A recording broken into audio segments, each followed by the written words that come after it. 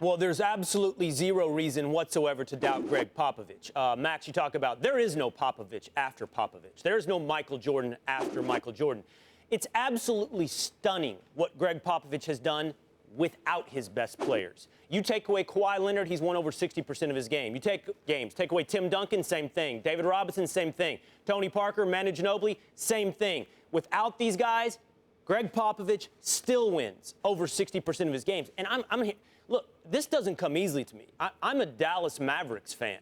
And in the mid-2000s, there was some kind of intrastate rivalry between the Spurs and the Mavericks. There was some heated nature to that relationship.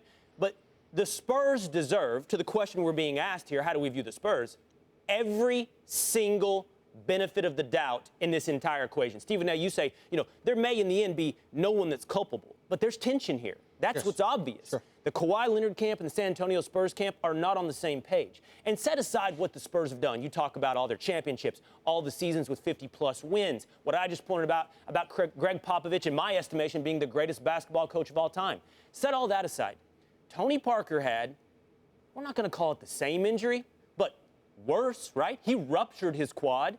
Now, tendinopathy can run for a long time and nag and bother you, but Parker came back from this injury in 7 months with the help of the San Antonio Spurs inside that organization. So here's Kawhi Leonard now saying, or implying, and it looks to appear that he doesn't believe the way the organization is helping him along in this injury process is the right way. So who gets the benefit of the doubt? The gold standard organization who's dealt with a similar situation. I just want to clarify. I understand all injuries are different. Sure. I truly do. Sure. But they've been here. They've been in a similar situation. Right. They get the benefit of the doubt. Let me respond to that. I agree with you. But in the interest of fairness to all sides, we are talking about Kawhi Leonard here. And I'm not talking about just a great player. I'm talking about a guy who is as quiet and as unassuming, who epitomizes grabbing your lunch pail and just go to work every day better than almost anybody we could find. I mean, you look at the greatness of a LeBron James, you look at the greatness of Kevin Durant and stuff. They've made news for things that happened off the court as well as things that have happened on the court in terms of their willingness to talk and articulate their position on certain issues and what have you.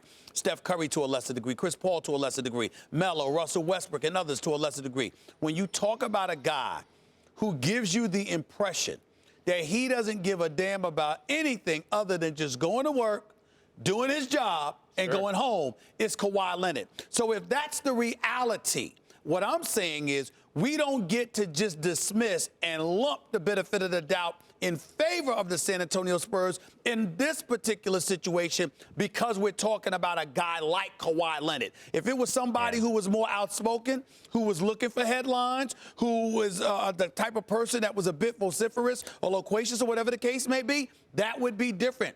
That's not Kawhi Leonard, and that's what raises my eyebrow here. This is going to make news. It's going to make news for all the wrong reasons. What in Kawhi Leonard's career has ever indicated he ever would think about doing something like that? It's also in any capacity. That's where this gets interesting.